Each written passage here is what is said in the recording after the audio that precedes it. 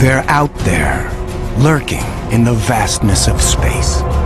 Planets so weird, even science fiction could not foresee them. For the first time ever, scientists are discovering alien worlds beyond our solar system. Places where ice is hot and rain is made of iron. They are uncharted, unearthly, and unpredictable. And somewhere, hidden among these strange new worlds, scientists seek the greatest discoveries of all. Planets like ours, alien Earths. 35 seconds. Let's go. Storage tank press closed. March 6, 2009. 22 seconds. Later, GN2 pressure go. This Delta II rocket is going through its final pre-flight check. 71.3. Drop 1. Engine start, 1, 0, and liftoff. It is the start of an extraordinarily ambitious mission.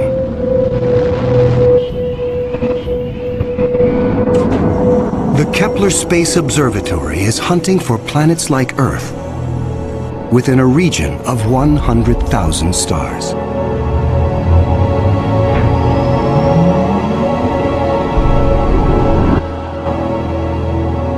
It is the culmination of a journey that began more than a decade ago with one of the most profound scientific discoveries ever made.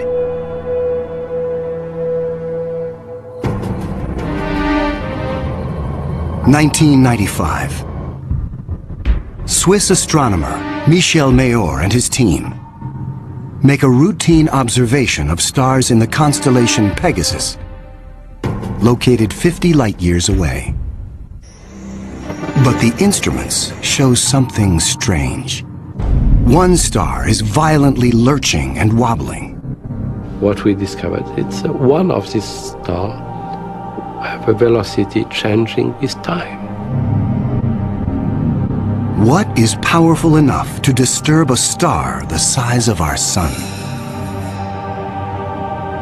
Mayor offers a radical answer: a planet.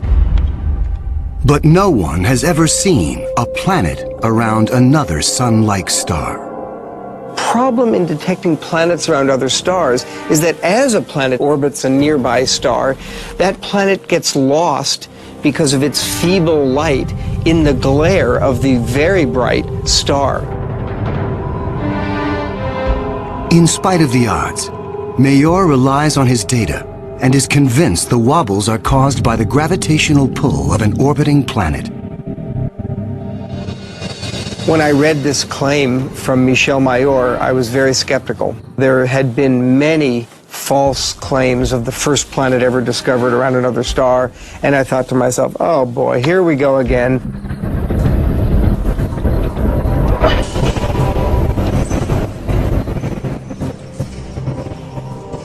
So I decided to observe the star on 4 consecutive nights. And stunningly, the star was shown to wobble exactly as Michel Mayor had said. Michel Mayor and his teammate Didier Queloz announced their discovery. It rocks the scientific community. They had found for the first time reproducible, confirmable evidence of the existence of a planet around a sun-like star.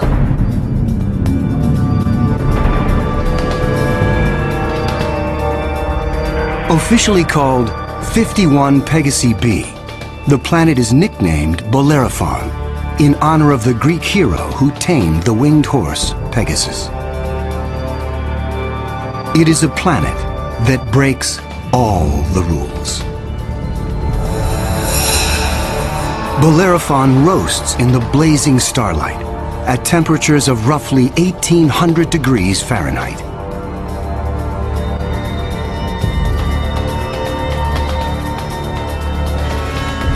It is nearly 150 times more massive than Earth and is a gas giant like Jupiter. A gas giant is a planet made mostly of hydrogen and helium.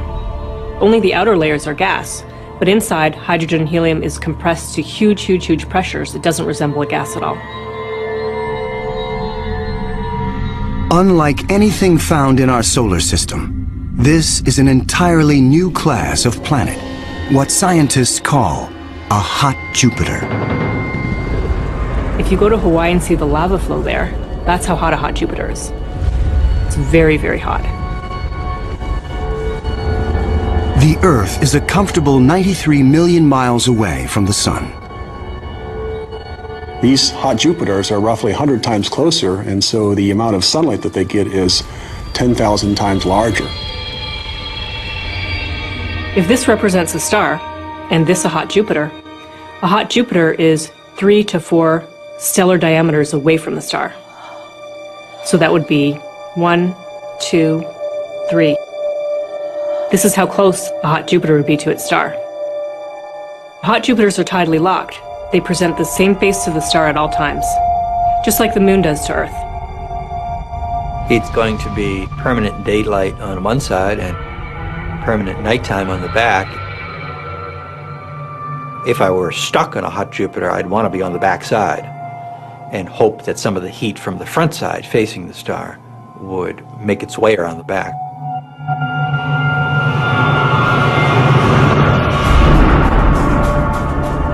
The variations in temperature make Bellerophon's atmosphere extremely windy.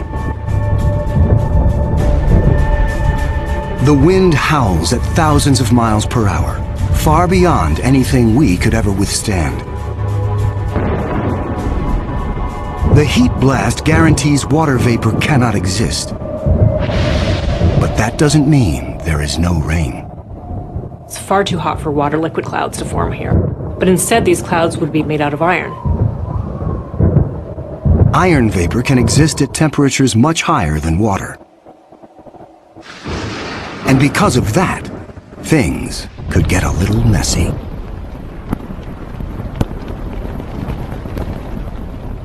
You better have an umbrella that's pretty sturdy, because the iron is going to start coating your umbrella very rapidly and making it extremely heavy and just crush that umbrella.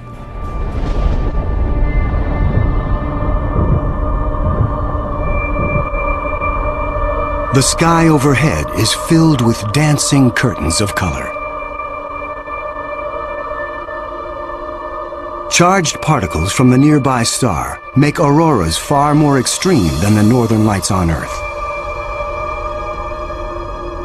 There is something even more unique about this newly discovered world.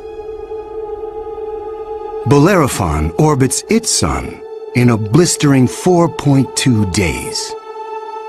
No self-respecting planet goes around a star in 4.2 days. None of the planets in our solar system take such a short amount of time. For scientists, the tiny orbit challenges long-held notions of how planets form. The fact that the planet was orbiting every 4 days was a total puzzle until one night in the middle of the night I woke up and said, well, this must be proof that planets migrate inwards. They don't stay put where they are. The key to the puzzle is found in how planets are made. Planets are a byproduct of star formation. When stars form, they have a disk of dust and debris around them, and out of that debris, planets form. Much of what we know comes from Hubble Space Telescope, as it aims at regions like the Eagle Nebula. This interstellar cloud is studded with collapsing disks of dust and gas. A giant clump grows in the center of each disk. Temperatures reach a searing 18 million degrees. The same nuclear fusion that powers our sun is unleashed.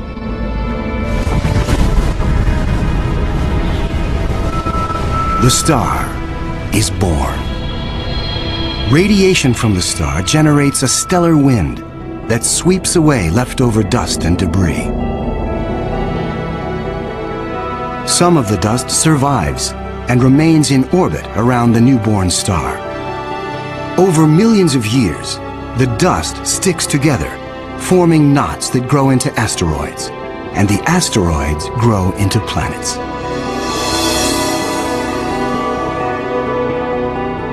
These planets migrate through the disk until they find a stable orbit.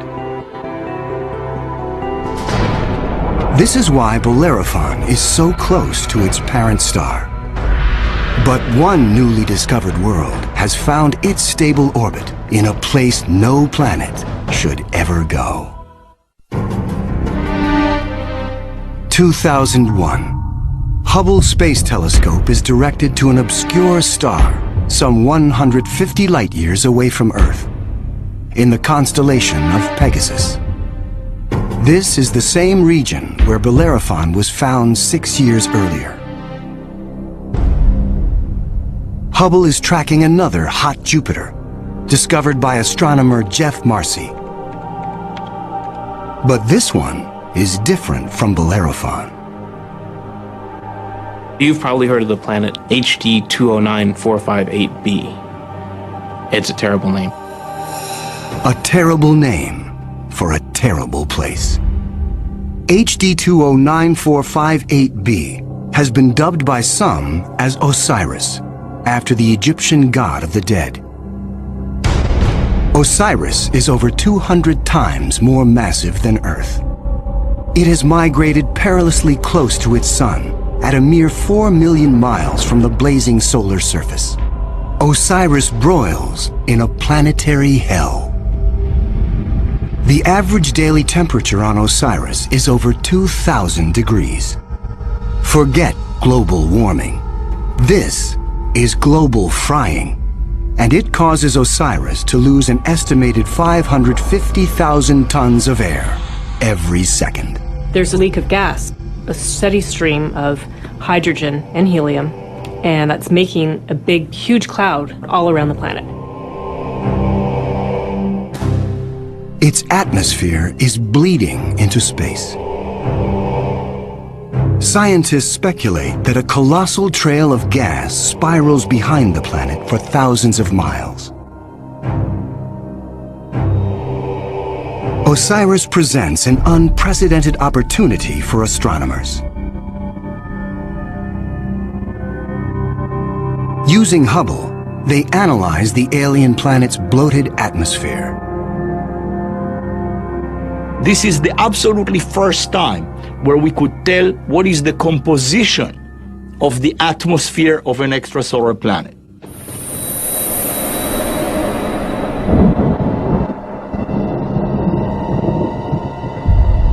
Surprisingly, Hubble detects many of the basic chemicals needed for life.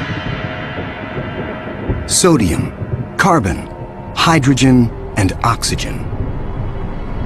But Osiris is far too hot for life as we know it. There may be other forms of life, however, that thrive on higher temperatures. But there's no solid surface as we know it on a hot Jupiter. So this life would have to be just tiny little microbes floating around on aerosols. And on our own Earth, we have life that floats around in our atmosphere. But that life didn't start there. So life almost certainly would not exist on hot Jupiters. Astronomers have discovered many hot Jupiters since Bellerophon was found in 1995. But conditions on these worlds rule them out as places where the drama of life can unfold.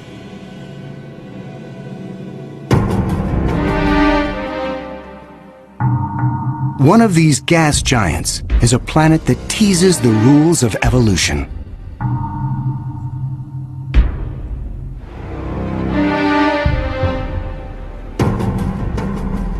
Astronomer Geoff Marcy discovers something shocking about a planet orbiting a star called 16 Cygnus b, located some 70 light-years away in the constellation of Cygnus, the Swan.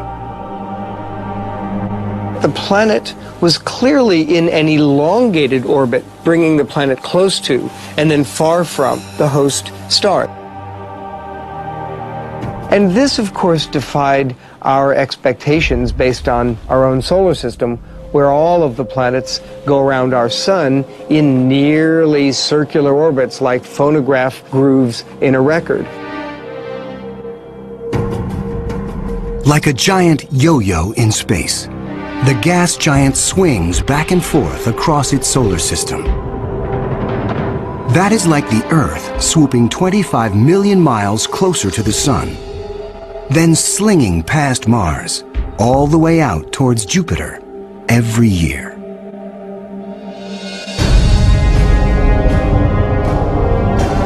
And like all of the gas giants in our solar system, this yo-yo planet might have an entourage of moons. Marcy speculates that one of these moons could be similar to Earth. And here's where the interesting story begins.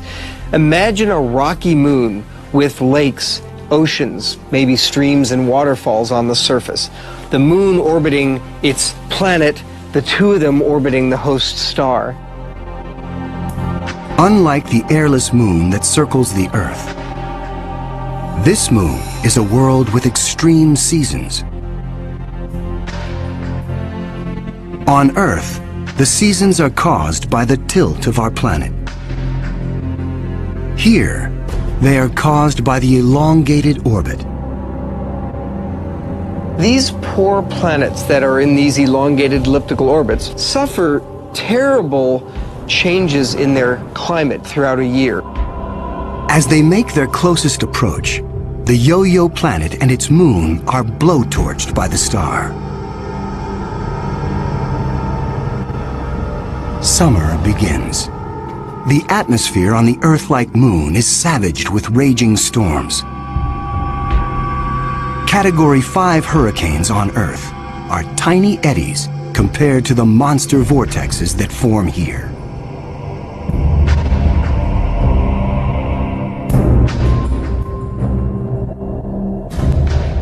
The clouds thicken as the water evaporates.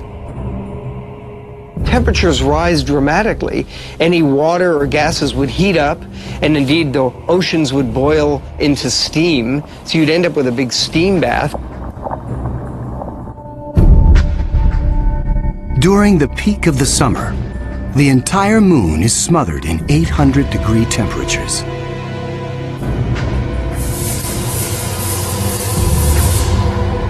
This is the closest approach to the star. During its 26-month orbit, the summer season is barely 2 months long. But what a season!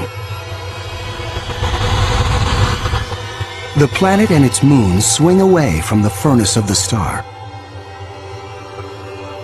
Temperatures fall to ranges we would find temperate and comfortable.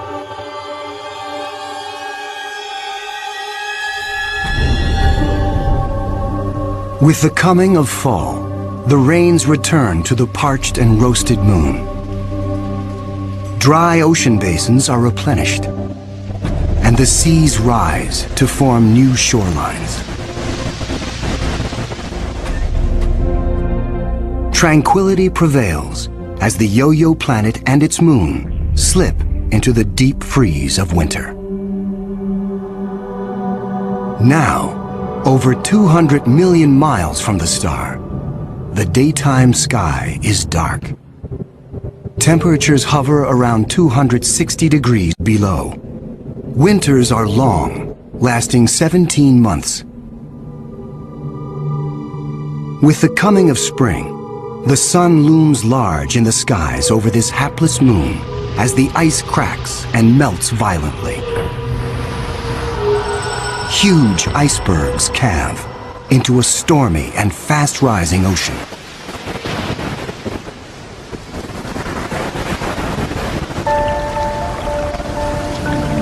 For 2 preciously short periods, during the spring thaw and the autumn rains, the climate on this Earth-like moon is balmy and comfortable.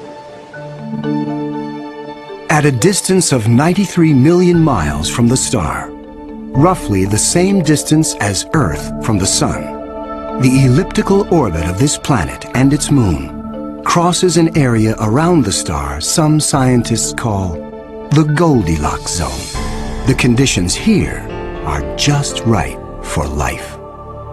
If you're too close to the star, then it's too hot. If you're too far away, then it's going to be too cold and everything's going to be icy. But then if you're right in the middle, it's just right. Every star has a Goldilocks zone. Where that zone is depends on the size and temperature of the star. In our solar system, Venus marks the inner boundary and Mars the outer boundary. Earth and its abundance of life is right in the middle. The Yo-Yo planet passes through the Goldilocks zone twice a year. For 3.5 months during the spring as it races inbound, and again in the fall for 3.5 months as it hurtles back into the colder reaches of space.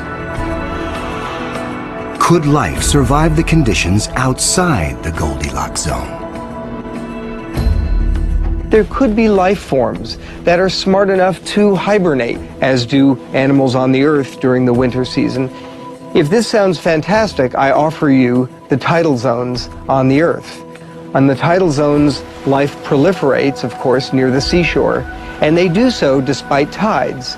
The water coming in, covering many of the life forms, the water going out at low tide, and yet those species survive perfectly well.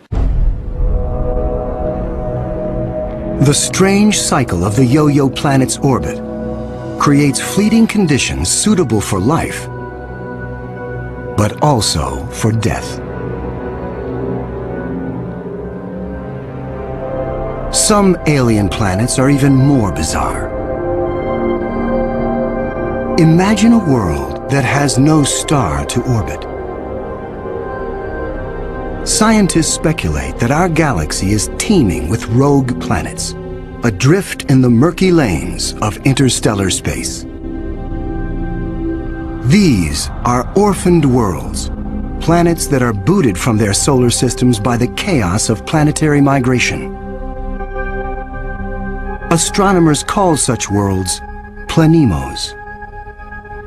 Planemos are planets without a star. They're just drifting through the galaxy indefinitely. What massive force would it take to kick a planet out of the solar system?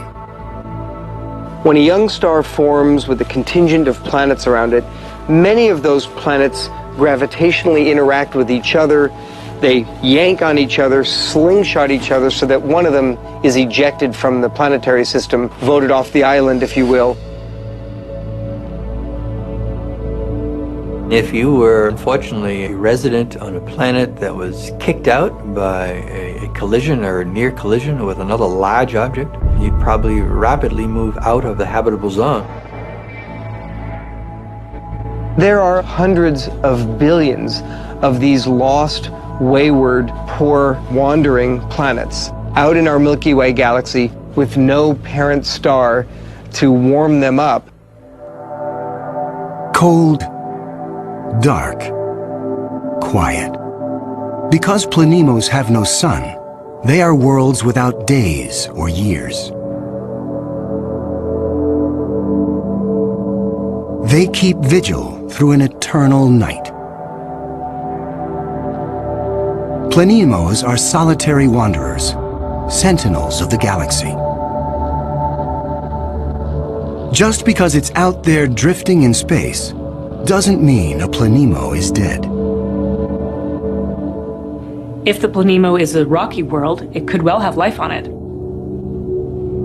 A small rocky planemo without an atmosphere will slumber in extreme cold, far colder than the coldest winter day on our own South Pole. But a planemo large enough to retain an atmosphere traps the heat generated when the planet was first formed. It is the ultimate greenhouse effect. The heat and energy comes from the molten core deep inside the lonely planet. If the planemo is a gas giant like Jupiter, it may have a system of moons. The gravitational pull between the planemo and its moons creates friction, causing the interior of the moons to stay warm. These moons could also have life on them, in the same way that Jupiter's moon Io has volcanoes and has a lot of heat energy being generated by interactions with Jupiter and the other moons. If anything lives here, it will be single cells, like common bacteria found on Earth. Not complex life forms. Without a sun to provide photosynthesis, these tiny organisms derive their energy from the chemistry in the soil of the Planemo, or its moon. On Earth, there are similar conditions. Colonies of bacteria are found deep within mine shafts in South Africa. They have no access to oxygen nor light, and survive entirely on the chemicals they make from the surrounding dirt. Their metabolisms are extremely slow, and they reproduce only once every 1,000 years. If life dwells on a sunless Planemo, it could be organisms like them, marooned when their planet was young. While Planemos slumber undisturbed, there are worse places to be in the universe. Like in the company of this lethal pulsar, some 980 light-years from Earth, in the constellation of Virgo. From afar, a pulsar looks like a blinking light. But up close, pulsars machine gun their surroundings with deadly radiation. They are no place for planets. Yet something interferes with the precision of this pulsar. One explanation is that the anomaly is caused by a planet. But many astronomers are skeptical that planets orbiting a pulsar can exist. The reason that's a problem is because pulsars are formed in these incredible explosions. When a red giant star explodes, a titanic fireball known as a supernova unleashes as much energy in 1 minute as our sun generates in its lifetime. When a star goes supernova, the shockwave is so immense it's hard to imagine any planet surviving that. When the cosmic dust clears, all that remains is the crushed core of the red giant, pulsing in the heart of an expanding debris field.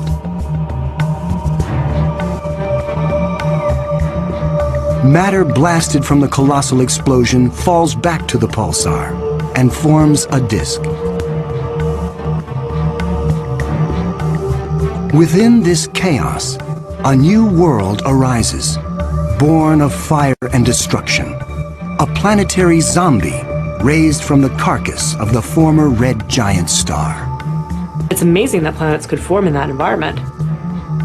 A planet orbiting a pulsar will give you the feeling of being in a disco bar with a very strong strobe light, which is the pulsar. Radiation from this stellar beast breaks down the organic molecules needed for life. The pulsar has these very strong magnetic fields that are being spun around as the star is rotating quickly, and it's picking up any material, electrons, protons, and speeding them up and slinging them out at high speed. So it's like a solar wind with a vengeance. I can't imagine that there would be much of an opportunity for even simple life, microbial life, to emerge and to flourish on a planet around a pulsar. Largely because if you were in the pulse, you'd be severely energized, and if you were not in the pulse, you would be completely devoid of energy. The discovery of pulsar planets shows how new worlds can form in the wake of a star's destruction.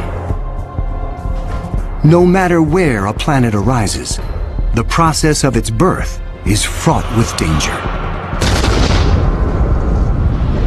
Sometimes, the violence is so great, the end of the world comes before the beginning.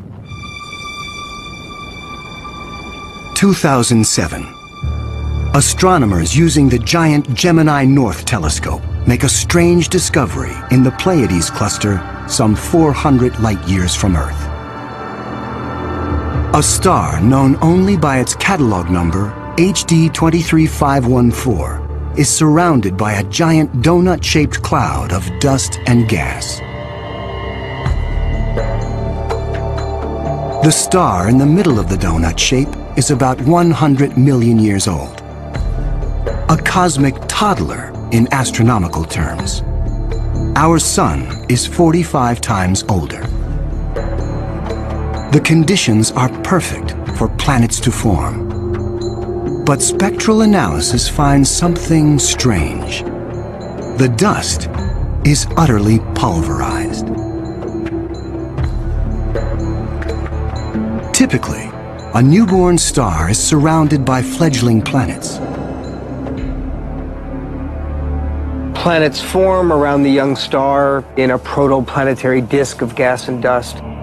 And then these planets go on their merry way orbiting the star, not realizing that they're in an orbit that's too close to another planet. Millions of years ago, two primordial planets orbiting HD 23514 are spinning toward doom. As the two worlds close in, tidal forces torque each planet from spheres to egg shapes.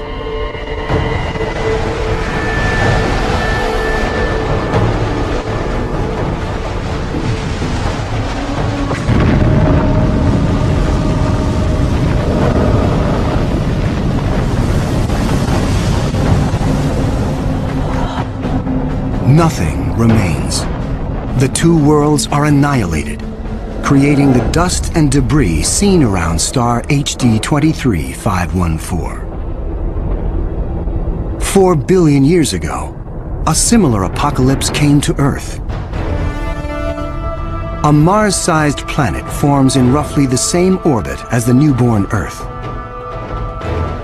Like the planets at HD 23514, Earth and this Mars-sized body are barreling toward each other. If you happen to be unlucky enough to be standing on a growing planet when it was in the process of still becoming the Earth, you might wake up one morning and notice that the sky was getting darker and darker as a Mars-sized body was coming at you within a period of less than an hour.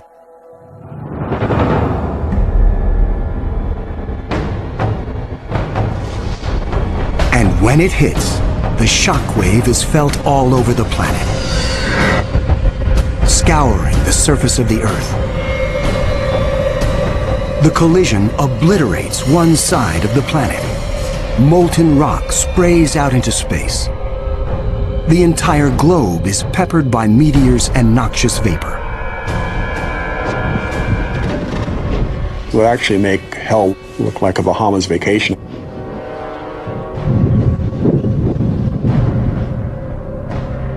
The debris field from the collision coalesces and forms our moon. It is a new beginning for our planet.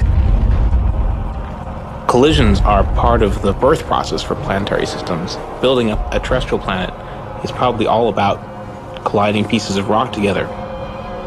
And all across the galaxy, colliding pieces of rock are forming terrestrial worlds that defy the imagination.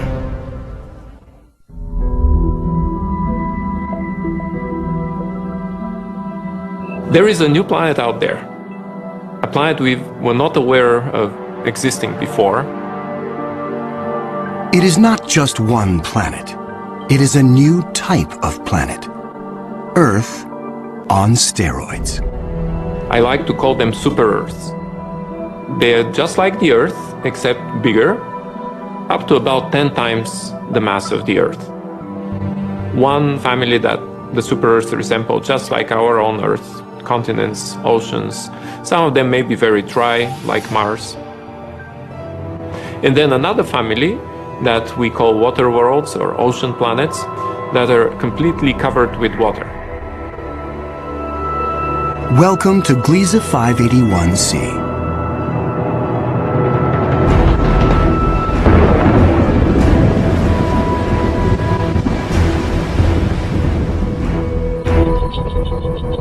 This planet was found by Michel Mayor, and it orbits with 2 other planets around a very small star.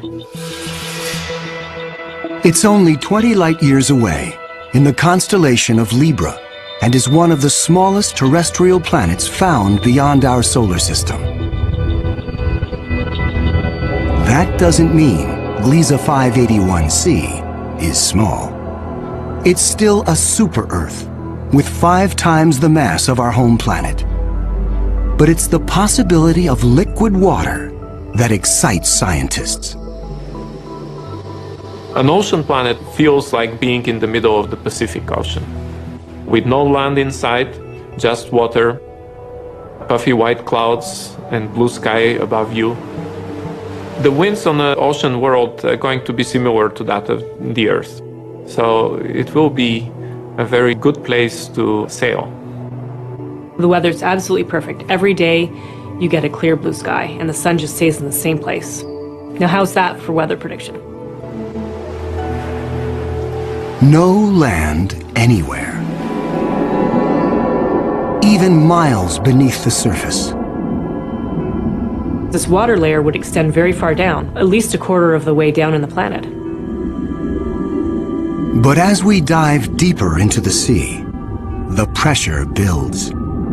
At 35,000 feet below the surface, we pass the point where the deepest oceans on Earth bottom out. We pass the 100,000-foot mark.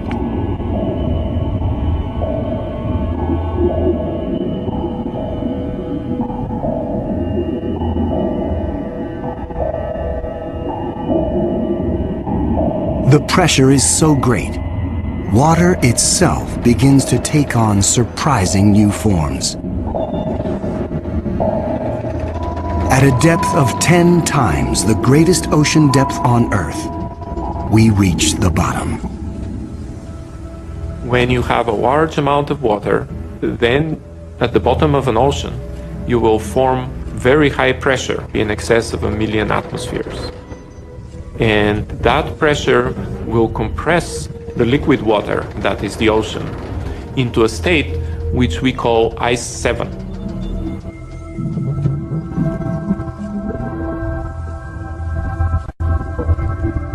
No, it's not like ice in your refrigerator. The molecules of water that are in the ice in your refrigerator are kind of all jumbled up. But if you form ice under very high pressure, then the water molecules can become ordered, they can become aligned.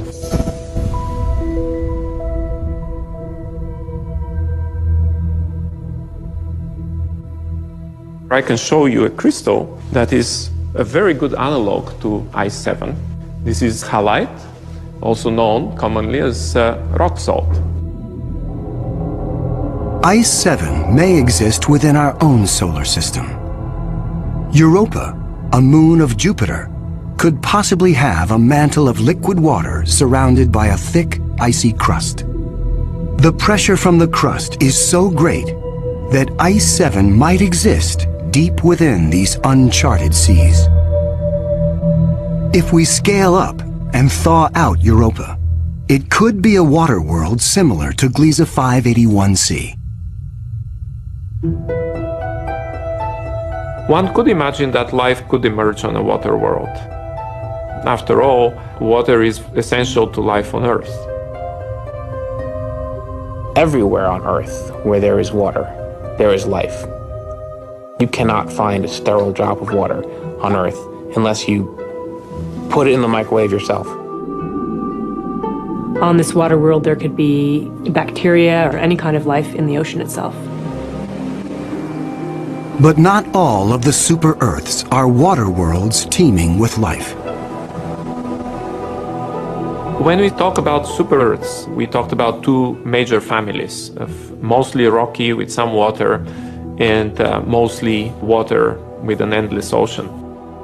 But one has to add to those a 3rd family of probably very rare super-Earths and Earth-like planets, which are called carbon planets. A carbon planet is unlike anything we've ever seen anywhere. A place with an alien chemistry, but loaded with very earthly treasures. Throughout our galaxy, there are planets barren and poor and inhospitable. But science is on the trail of a new type of planet, an entire world of treasure. In our own solar system, in our sun and in all the stars nearby, there's always more oxygen than carbon. But if we think of a place in the universe where there's more carbon than oxygen, then planet formation is very different. Spectral analysis shows carbon to be far more plentiful, 26,000 light-years away near the center of our galaxy. Planets that form here may contain a rich abundance of carbon.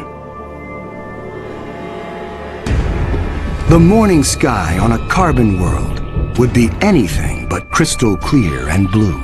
I'm picturing a yellow haze with black clouds of soot. And as you descended farther down in the atmosphere, I could imagine lakes that were made out of compounds like methane or gasoline. I'm picturing these bubbling, foul-smelling pits of black ooze, like an oil well. With little or no water in the atmosphere, the air is made of carbon compounds. Methane, butane, pentane, benzene, all these different kinds of carbon compounds that separate out when you refine gasoline. One day it might be raining benzene.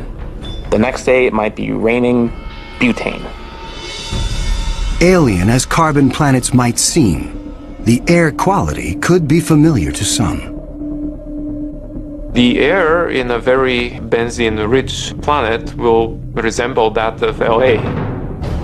A lot of smog particles that unfortunately we are quite used to from the exhaust of cars. Despite the pollution, carbon planets could come with a sparkling upside. You might see diamond because the planet may have substantial quantities of pure carbon that it's formed out of. And pure carbon, when you compress it, tends to form into diamond. The secrets of exotic planets like these are waiting to be discovered all across the galaxy.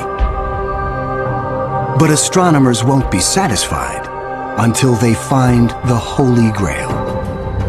A planet like our own, one that sustains life, the next Earth. People always ask me, do I think we're going to find another planet like Earth? And I answer, absolutely. Every star probably has planets roughly the same size as our Earth. We think that essentially every star has several Earth mass or super Earth mass planets. So if you have, say, 200 billion stars in the galaxy, that may mean there are 400 billion Earths in the galaxy or more. 400 billion Earths. The Kepler Space Observatory is the first instrument capable of finding one of these planets. Kepler is looking at the constellation Cygnus in the night sky at 100,000 stars, taking picture after picture after picture, minute after minute. And the goal of Kepler is simple: to look for stars among the 100,000 that dim. When a star dims slightly, it means a planet passes in front, blocking some of the light. How long the star dims and how much light gets blocked will tell scientists about the size of the planet and the distance from its sun. A good analogy for this is looking for the dip in the light that you would see from a searchlight if a small moth flew across the searchlight. And so it's a really tiny dip in the light as the planet transits. It is a very powerful technique because it allows you to discover planets that are even smaller than the size of the Earth around stars similar to the Sun. It is a technique that is changing the course of science. We think we may be able to find a planet that is habitable in the next few years. Scientists estimate the Kepler mission will find a minimum of 50 alien Earths. one of the big questions that anybody looking for life beyond the Earth is facing today is, what if we don't recognize life even though we discover it? Conditions on an alien Earth may cause life to evolve differently. My hope is that we'll see some sign that will make our hairs stand up on the back of our necks. Whatever that sign is, it will be the first chapter on the greatest scientific story ever told.